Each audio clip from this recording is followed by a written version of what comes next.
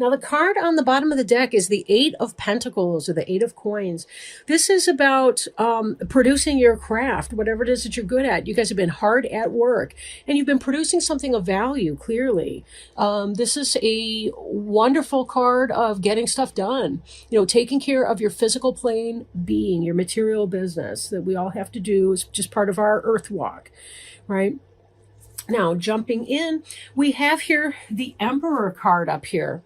And this is a desire for mastery in your world. And also the belief that you can get something accomplished. This is the belief that you can get something accomplished. The Emperor represents the best of each of the four kings of the four suits. That would be the earth, air, water, and fire suits. Excuse me.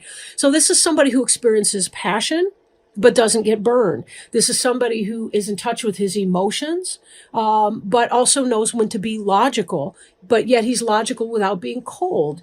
And he's also material without being, he's good with money, but he's not miserly, stingy, and he's not superficial either, and all about chasing the Ferrari or whatever. So this is somebody who's really well balanced, well grounded, very stable. And this is kind of the person that you've been wanting to become. And you've been harnessing your craft, banging out your pentagrams over here to try to accomplish that. It's a lofty goal, but it's accomplishable. And one thing that we're seeing here with this Ace of Cups energy is that you're believing that you can harness this Emperor energy. And this Ace of Cups is about, developing the self-love necessary to be able to become the Emperor. Now, for some of you, the Emperor might actually be another person, especially if you're single. It could be that you've got your eye on a person who's an Aries, possibly, not necessarily. The Emperor can be a female person, doesn't have to be a male only, but typically they've got they're in keeping with the traditional male role as the breadwinner type.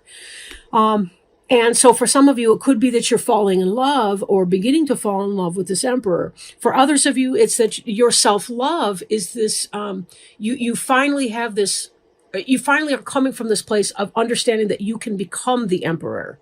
And even if you're dating or interested in dating an Emperor is going to relate very well with another Emperor or with an Empress.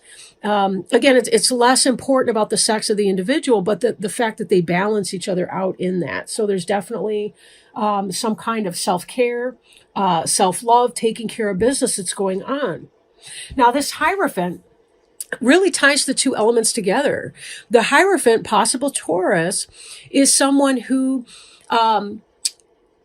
is successful in the material world, but also embodies spiritual values as well. So if you think about a marriage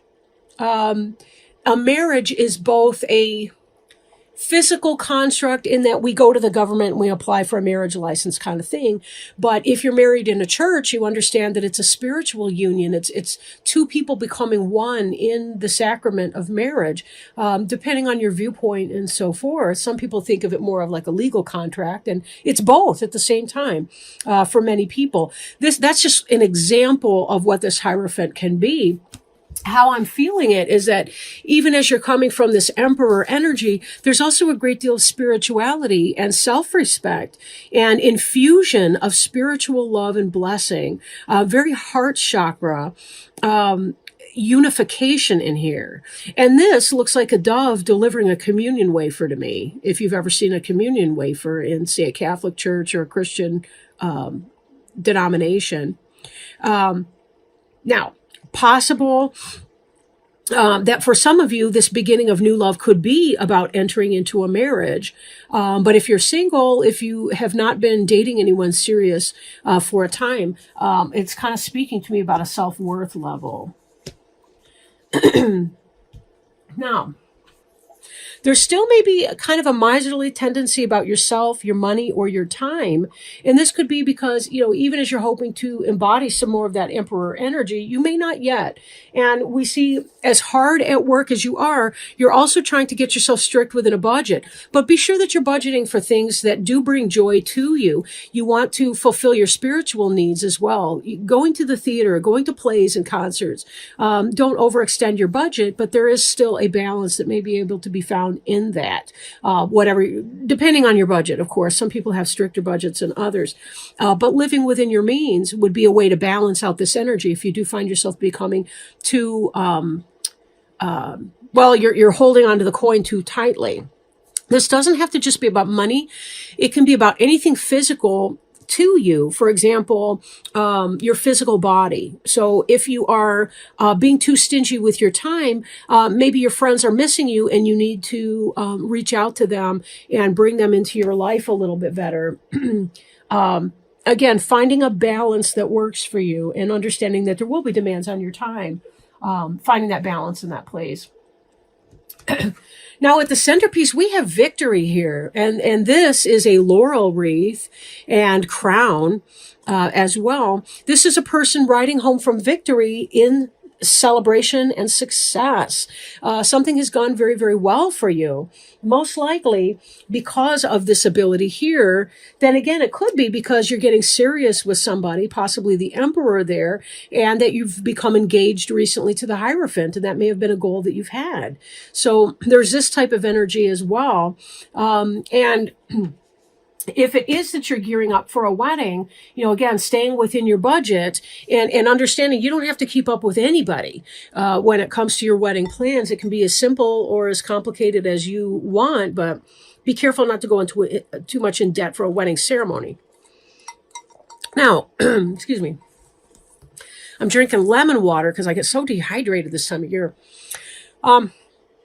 The King of Wands could possibly be yourself, could be somebody else, Aries, Leo, or Sagittarius, but this is a fire sign energy. This is somebody who is doing quite well in balancing that energy, being able to manifest the things that you feel passionate about. And isn't that what we see in this Labor card here? You're passionately delivering on something that you really enjoy. So these different pieces here, then again, that could be this situation, for you. This could be the person that you're about to marry, you become engaged to, whatever. And you're envisioning the two of you as creating an empire of your own, in a sense. So, excuse me. If you are I don't want to say male, female, and get into all of that.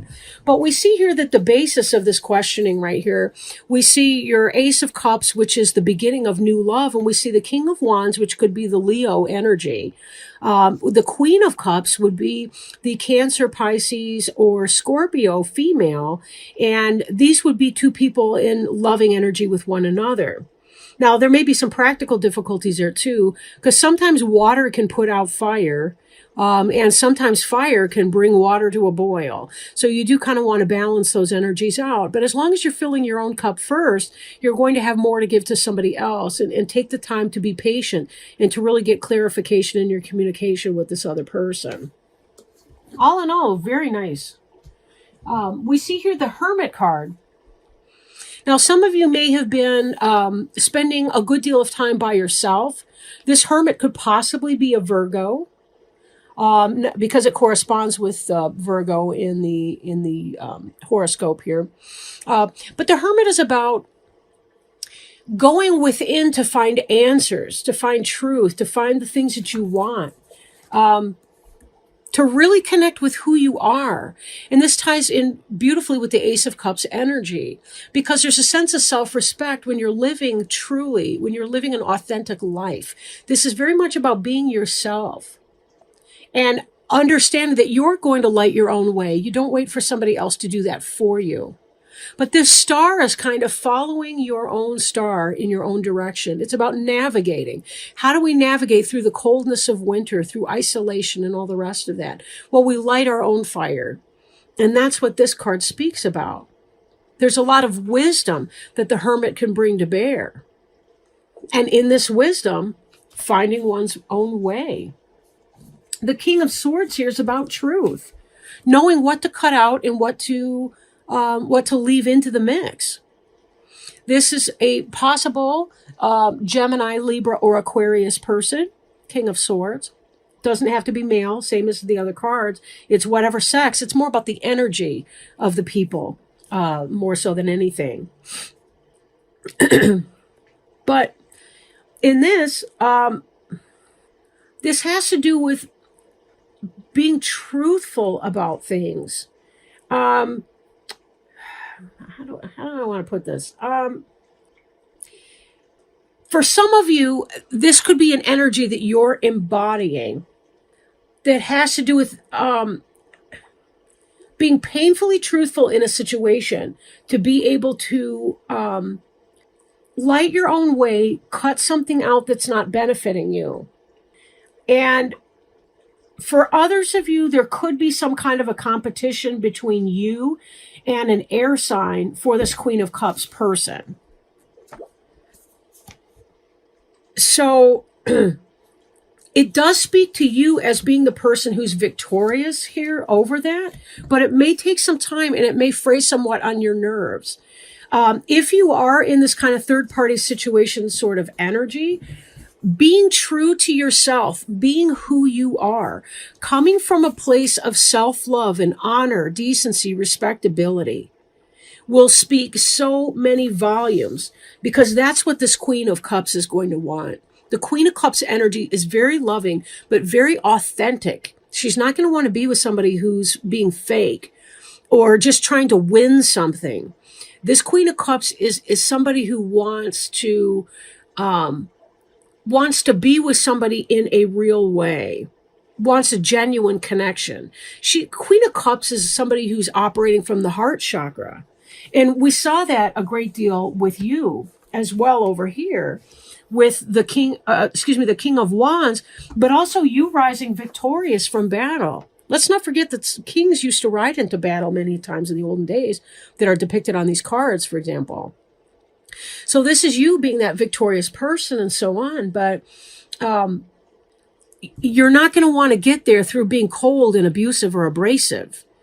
You're going to get there through being a loving person of honor. And it may take some time for you to look at the situation, possibly even to withdraw from it a little bit. And I don't mean cold shoulder somebody, but to give this Queen of Cups space to determine what is in his or her own best interests and to move on accordingly. Because you've still got some work that you're doing. You're still trying to figure out how do you do in your life and to walk in your life in a way that is compatible with your spiritual self and also your need for material well-being. And you have plenty to occupy yourself in the meanwhile. Walk the walk that you talk with this Queen of Cups person, and it will come out victorious for you in the end. These three cups here are, as you strive to become the emperor, you will find victory. You will be able to become victorious over this situation. Draw in the Queen of Cups person. But again, she's not going to want somebody that's going to be into cold dealings or fly-by-night fancies and all the rest of that. She wants somebody authentic and genuine. And she's going to see it for what it is. So if someone's kind of using deceptive means and so on with her, she's not going to move fast. I really don't feel like she's a quick mover in that. She's too smart for that. And she knows that people are huge deceivers in other levels. So this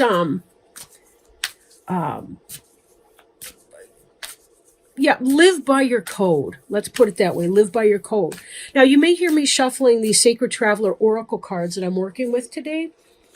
The other deck was the Rider-Waite Tarot deck. It's this deck here.